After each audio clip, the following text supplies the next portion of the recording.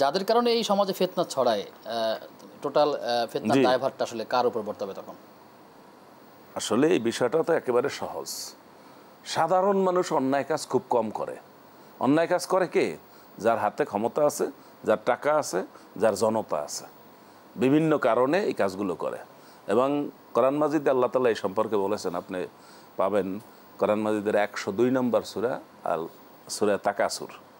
সেখানে আল্লাহ প্রথমেই বলেছেন আলহাকুমুত তাকাসুর, তোমাদেরকে আধিক্য মোহগ্রস্ত করে ফেলেছে, পাগল করে ফেলেছে, হাত্তা জুরতুমুল মাকাবির, এই কবরে যাওয়া পর্যন্ত তোমরা এই পাগলই থাকবে। অর্থাৎ সম্পদের মোহ তার কাজ করবে। সম্পদের মোহ, ক্ষমতার মোহ এবং জনতার দাপট, এই বিভিন্ন কারণে পাগলের মতো কোনো কিচ্ছুকে কিচ্ছু মনে করে না, সব কিছু ধরাকে সরা জ্ঞান করে। এবং কবর পর্যন্ত চলে যাওয়ার পরও তার হুঁশ হবে না যে সে কী কাজ করতেছে। মূল কাজ বাদ দিয়ে অন্যায় কাজ, মূল কাজ বাদ দিয়ে অহেতুক কাজ নিয়ে এসে ব্যস্ত। এই জন্য আল্লাহ ওখানে কি বলছেন এরপরে, হাত্তা জুরতুমুল মাকাবির কাল্লা সাউফা তাআলাম, কাল্লা, আল্লাহ বলছেন কাল্লা, কখনো তোমাদের এই কাজগুলো ঠিক নয়। সাউফা তাআলাম, তোমরা খুব শীঘ্রই এটা জানতে পারবে। সুম্মা কাল্লা, আবার আল্লাহ বলছেন মোটেও ঠিক না তোমাদের এই কাজটা, অবশ্যই তোমরা এটা জানতে পারবে।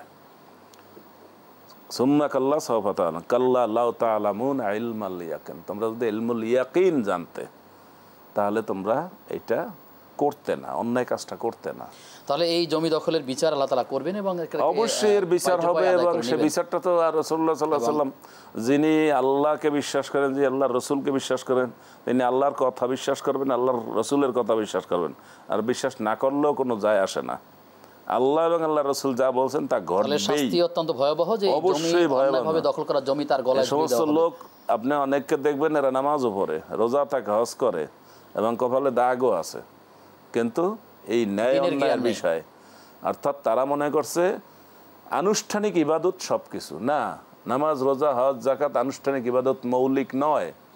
মৌলিক ইবাদত আপনি মানুষ হিসাবে থাকবেন, ন্যায়ের উপরে থাকবেন, আপনি দুর্বলের উপরে জুলুম করবেন না। আপনি একটা সেশন পেয়েছেন, এই সেশনটা পেয়ে আপনার একজনের জায়গা দখল করলেন। আল্লাহ তাআলা আমাদেরকে বিষয়গুলো বোঝার তৌফিক দান করুন।